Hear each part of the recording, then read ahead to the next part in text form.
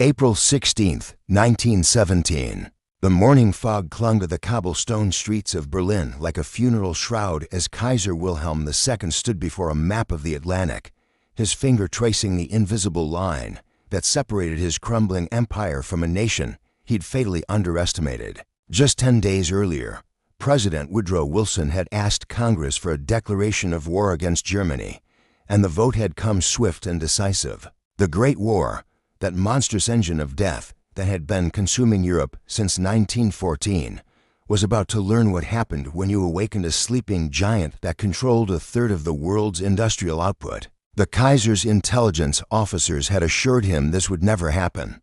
America, they said, was a nation of shopkeepers and farmers, too busy counting their dollars and tending their isolated existence to care about European affairs. They were soft, pampered by decades of peace and prosperity, with no real military tradition beyond subduing native tribes and fighting a civil war against themselves. Their army numbered barely 100,000 men, smaller than Belgium's forces. Germany's high command had laughed at the very notion of American intervention making any difference. But laughter dies quickly when reality arrives with an industrial hammer. Within weeks of the declaration, the United States began a mobilization effort that defied every calculation the German General Staff had made. The Selective Service Act passed Congress on May 18, 1917, and what followed was a transformation that would rewrite the rules of modern warfare. America wasn't just entering the war. It was industrializing human conflict on a scale the world had never witnessed. According to military historian John Keegan's analysis in the First World War, published by Alfred A. Knopf, the American response represented something fundamentally different from European mobilization models. While France, Britain, and Germany had spent years building their war machines, America condensed that evolution into months, applying the same assembly line thinking that Henry Ford had used to revolutionize automobile production to the business of creating soldiers. The training camps sprouted like steel mushrooms across the American landscape. Camp Funston in Kansas, Camp Devens in Massachusetts, Camp Lee in Virginia, 32 cantonments constructed in 60 days, each capable of housing 40,000 men. The speed was dizzying, the scale incomprehensible to German observers who still thought in terms of traditional European recruitment. By summer's end, over 4 million men had registered for the draft. The shopkeeper nation was forging an army larger than anything Germany could replace after 3 years of bleeding on the Western Front. In the smoky offices of Berlin's military headquarters, the initial dismissal began curdling into concern. American ships were crossing the Atlantic in convoys, protected by a navy that had seemingly appeared from nowhere. The U-boat campaign, Germany's strategic gamble to starve Britain into submission, was failing. Every American transport that reached France carried not just soldiers, but a message written in steel and determination. This nation didn't play by Europe's exhausted rules. It rewrote them entirely, applying industrial age thinking to an industrial age war with efficiency that made centuries-old European military traditions look quaint. The day Germany declared unrestricted submarine warfare, believing America too weak and distant to matter, was the day the Kaiser signed his empire's death warrant. He just didn't know it yet. September 26, 1918. General Erich Ludendorff sat in his headquarters at Spa, Belgium, reviewing reports from the Meuse-Argonne sector that made his blood run cold. The American First Army, under General John Pershing's command, had launched an offensive involving over 1 million American soldiers, the largest operation in United States military history. The numbers themselves were staggering, but what truly terrified Ludendorff was what those numbers represented. America had gone from military irrelevance to fielding a force larger than the entire German army on the Western Front in just 18 months. The transformation defied every principle of military science that European strategists understood. Building an army wasn't simply about recruiting bodies. It required weapons, training infrastructure, supply chains, command structures, and the institutional knowledge to employ them effectively. These things took decades to develop.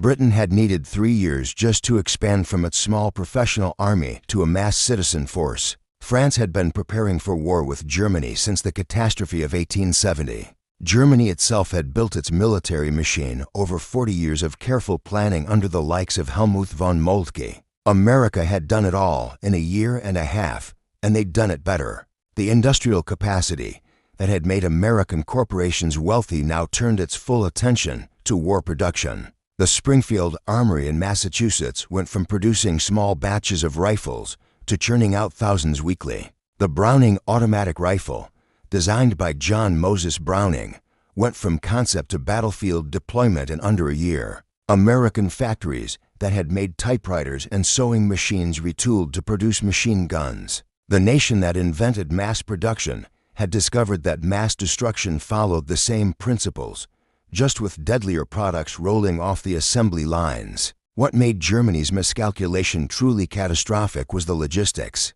European armies moved at the pace of horse-drawn wagons and railway schedules built over generations. American engineers looked at the supply problem and solved it with characteristic directness.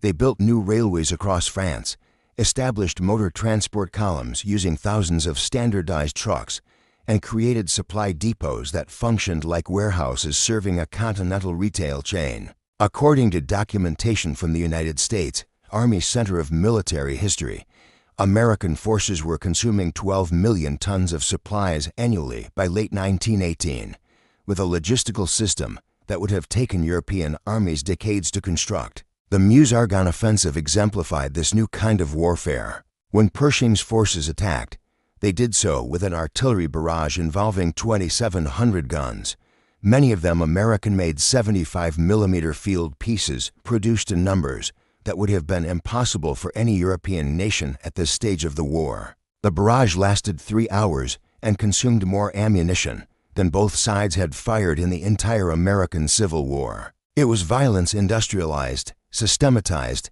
and delivered with the efficiency of a factory production line. German soldiers facing this onslaught found themselves fighting an enemy unlike anything they'd encountered. The British were exhausted after 4 years of slaughter. The French were near mutiny from despair and losses. But these Americans arrived fresh, well-fed, equipped with new weapons, and possessing a confidence born from a nation that had never known defeat on its own soil. They fought with a straightforward aggression that European armies had lost somewhere in the trenches between 1914 and 1917. Ludendorff understood military mathematics.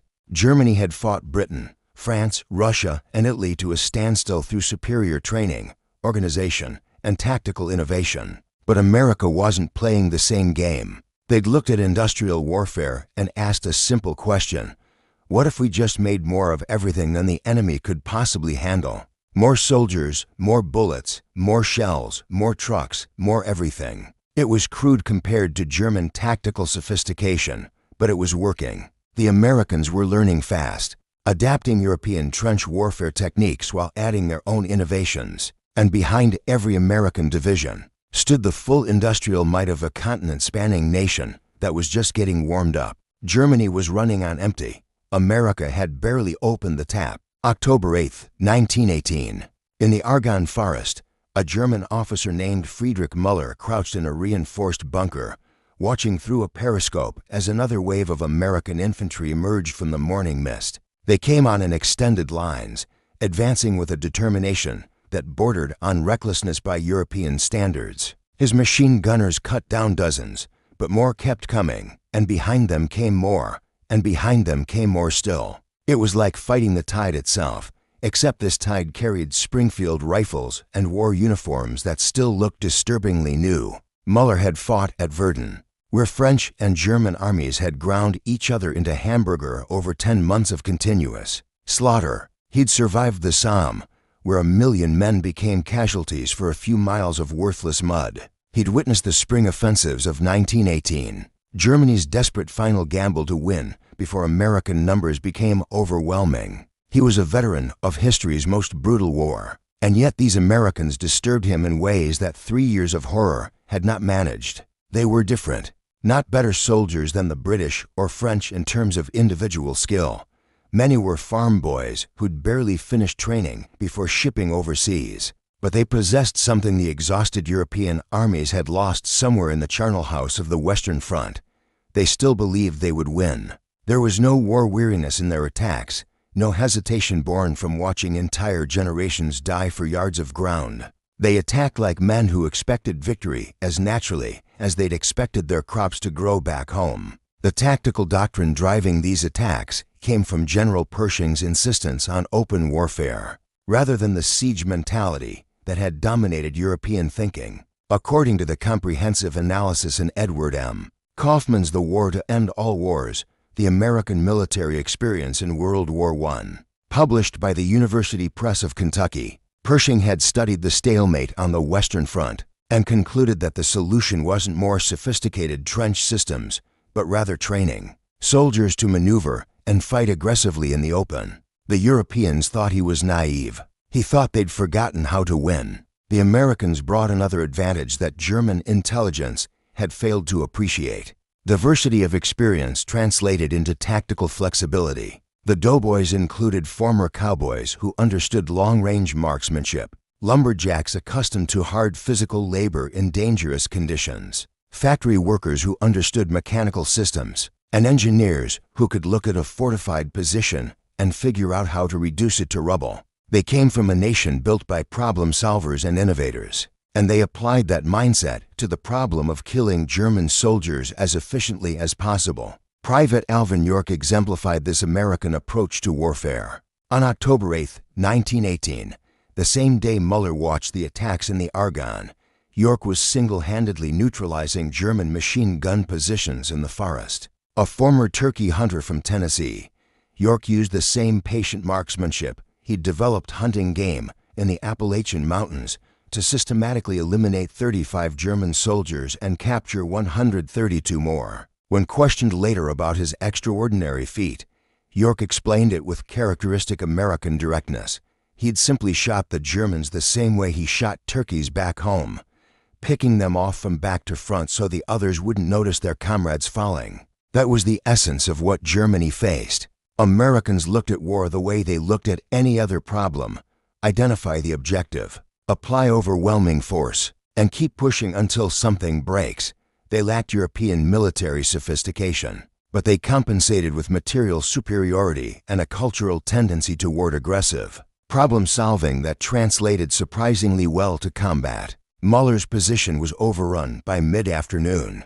He survived and retreated to the next defensive line, which would be overrun the next day. The Americans kept coming, kept attacking, kept pushing. Behind them stretched supply lines, connecting back to ports where ships arrived daily with more men, more ammunition, more everything. Germany's army was a bucket with a hole in the bottom, draining with every casualty that couldn't be replaced. America's army was a reservoir that seemed to have no bottom at all. November 1st, 1918, in Berlin, government officials reviewed casualty reports and supply inventories with the grim efficiency of accountants calculating a bankruptcy. The mathematics of the war had shifted irrevocably, and every calculation pointed toward the same inevitable conclusion: Germany was being outproduced, outnumbered, and outlasted by a nation that had entered the war 17 months earlier with an army smaller than Romania's. The statistics told a story more devastating than any single battlefield defeat.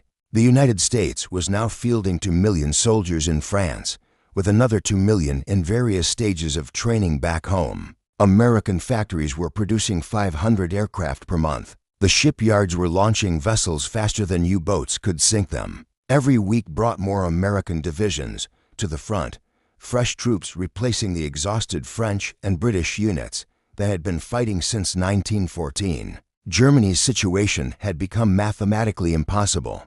The blockade imposed by the British Royal Navy had strangled German imports to a trickle. The population was surviving on turnips and substitute foods that provided barely enough calories to prevent starvation. Industrial production was collapsing as raw materials ran out and workers grew too weak from hunger to maintain pre-war productivity. The army was inducting 17-year-old boys and men in their 40s, scraping the bottom of the manpower barrel while American troopships delivered divisions of healthy men in their 20s. Finance Minister Karl Helfrich examined figures that revealed the true cost of Germany's strategic miscalculation. Before the war, Germany and the United States had roughly comparable industrial outputs. But America's economy had grown during the war years while Germany's had contracted under blockade and military demands. According to economic data compiled by the National Bureau of Economic Research, American gross domestic product had increased by approximately 15%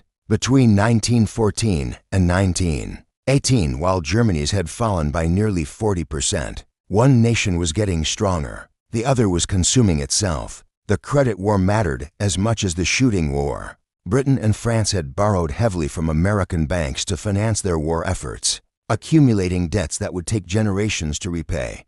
But those loans ensured American economic interest in Allied victory. J.P. Morgan and Company alone had organized over $3 billion in Allied financing. By 1917, when Germany's submarine campaign threatened those investments, Wall Street had effectively demanded American intervention. The Kaiser had assumed America's commercial interests would keep it neutral. Instead, those same commercial interests had guaranteed American belligerence once Germany threatened them. American financial power was now fully mobilized behind the war effort. The Liberty Loan drives raised $21 billion through war bond sales, more money than Germany could even conceive of borrowing from its exhausted domestic economy. American citizens bought bonds with enthusiasm that bordered on patriotic fervor, funding the massive military expansion with the same efficiency they'd used to build continental railroads and steel empires. The nation that had industrialized everything from slaughterhouses to automobile production had discovered that industrialized warfare followed the same principles: apply sufficient capital, organize efficiently, and produce more than the competition could match. The morale differential was equally devastating. German soldiers read letters from home describing hunger and deprivation. American soldiers received packages containing cigarettes, candy, and luxuries that German civilians hadn't seen in years. The contrast was psychologically crushing. Germany's troops were fighting for survival while knowing their families were starving. American troops were fighting for abstract principles while knowing their families were prospering. General Wilhelm Groener, who had replaced Ludendorff as quartermaster general, understood that Germany was fighting 20th century industrial warfare with 19th century resources. The Americans had demonstrated something fundamental about modern conflict. Wars between industrial nations would be won by the side that could produce more weapons, feed more soldiers, and replace more casualties. All the tactical brilliance and military tradition that Germany possessed couldn't overcome the basic arithmetic of industrial capacity. The German High Command had made their fatal error in January 1917, when they'd calculated that unrestricted submarine warfare would starve Britain into surrender. Before America could mobilize effectively, they'd been wrong on both counts. Britain had survived the U-boat campaign, and America had mobilized faster than any military analyst had thought possible. That miscalculation had cost Germany everything. By November 1918, German officials weren't debating whether to surrender, but rather how to surrender, while salvaging something from the wreckage of their empire. The Americans had been in the war for less than 2 years, but they'd brought resources that made continued German resistance pointless. The nation built different had proved it fought different too. November 5, 1918. Kaiser Wilhelm II paced the halls of Spa Palace in Belgium, his empire crumbling around him with a speed that made the previous 4 years of grinding warfare seem almost stable by comparison. Mutinies had erupted in the German Navy at Kiel. Workers' councils were seizing control of cities across Germany. The army, that proud institution that had conquered France in 1870 and come within miles of Paris in 1914, was disintegrating under the combined weight of exhaustion, hunger, and the relentless American pressure on the Western Front. The Kaiser's advisors spoke of revolution, of establishing a constitutional monarchy to appease the masses, of desperate diplomatic initiatives to secure a negotiated peace. But Wilhelm understood the truth that his generals had been too proud to admit for months. Germany had lost, not through lack of courage or tactical skill, but through simple miscalculation of what kind of nation they were fighting. They'd thought America was soft, commercial, lacking the martial spirit that defined European greatness. They'd discovered instead that America fought wars the way it did everything else: by marshaling overwhelming resources and refusing to quit until the job was finished. The irony was bitter. Germany had spent for decades preparing for war with France and Russia. They'd developed the most sophisticated military machine in Europe, with detailed plans for every contingency. The Schlieffen Plan had been refined through countless iterations, designed to defeat France quickly before Russia could fully mobilize. It had almost worked in 1914, stopped only by the desperate French stand at the Marne. For years, Germany had held off the combined might of the British and French empires, inflicting casualties that should have broken their enemies' will to continue fighting. Then America arrived and changed everything. According to research compiled in the United States Army's official history, titled United States Army in the World War, the American Expeditionary Forces suffered 320,000 casualties between their first engagement in October 1917 and the Armistice 13 months later. By European standards, those were heavy but not catastrophic losses. Britain had suffered 420,000 casualties in just the first 4.5 months of the Battle of the Somme. France had endured 540,000 casualties during the 10 months of Verdun. But the Americans kept coming. That was the difference that Germany's strategists had failed to anticipate. European nations were fighting with finite populations drained by years of slaughter. America was fighting with seemingly unlimited reserves of men and materials. Every American casualty was replaced by 2 more fresh soldiers from training camps back home. Every expended artillery shell was replaced by 10 more from factories running 3 shifts around the clock. The psychological impact of facing such an opponent was devastating to German morale. Soldiers who had survived Verdun and the Somme, who had thrown back the best that Britain and France could offer, found themselves being pushed backward by waves of Americans who barely knew how to dig a proper trench. The injustice of it gnawed at German pride. They were better soldiers individually. They had superior tactical doctrine. They had proven their courage 1,000 times over. And yet they were losing to a nation that had entered the war as military amateurs. Prince Max von Baden, Germany's new chancellor, was negotiating armistice terms with President Wilson through diplomatic channels. The terms were harsh, requiring German withdrawal from occupied territories and surrender of weapons that would leave the nation defenseless. But even these humiliating conditions were preferable to continuing a war that Germany could no longer win. The Americans had enough fresh divisions to continue offensive operations through 1919 and into 1920 if necessary. Germany barely had enough soldiers to man the current defensive lines, and civilian unrest was threatening to overthrow the government if the war continued. Wilhelm himself would be gone within days, forced to abdicate and flee to neutral Holland to escape prosecution as a war criminal. The Hohenzollern dynasty, which had ruled Prussia for centuries and unified Germany under its leadership, would end not on a battlefield but in a railway carriage in the Netherlands, with the former Kaiser reduced to chopping wood and contemplating how spectacularly he'd miscalculated the American threat. The German military leadership, that proud officer corps that had considered itself the finest in the world, would spend decades analyzing how they'd lost. They would blame politicians, revolutionaries, and the mythical stab in the back that supposedly undermined an undefeated army. But the truth was simpler and more humbling. They'd lost because they'd failed to understand that industrial warfare favored the side with more factories, more resources, and more men. America had all 3 in abundance, and once fully mobilized, no combination of European powers could match it. November 8, 1918. In Frankfurt, bankers and industrialists gathered in private clubs to discuss the financial catastrophe that loomed beyond the immediate military defeat. Germany's economy was ruined in ways that made mere bankruptcy seem trivial. The war had consumed for years of industrial output, destroyed the nation's international trade relationships, and left the population on the edge of starvation. But what truly terrified these financial experts was the recognition of what American economic power meant for the post-war world order. Before 1914, the global financial system had centered on London and Berlin, with Paris playing a supporting role. The British pound and German mark were the currencies of international commerce.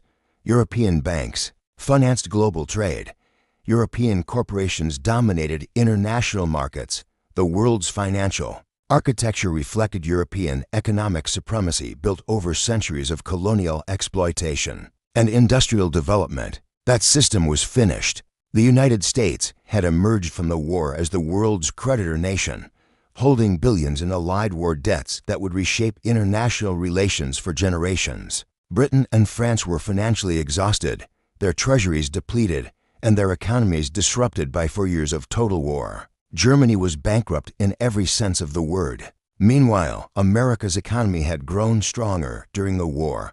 Its industrial base expanded, its financial institutions flush with capital, its global influence transformed from regional power to indispensable arbiter of world affairs. The transformation had happened with stunning speed. In 1914, the United States had been a net debtor nation, owing money to European investors who'd financed American railroad construction and industrial expansion. By 1918, America was owed more than $10 billion by Britain and France alone, with Germany facing reparations demands that would eclipse even those staggering sums. The creditor-debtor relationship had reversed entirely in 4 years, shifting the balance of global power across the Atlantic. German industrialist Walter Rathenau had warned about American economic potential before the war, arguing that Germany should avoid conflict with a nation that produced more coal, steel, and manufactured goods than all of Europe combined. His warnings had been dismissed by military leaders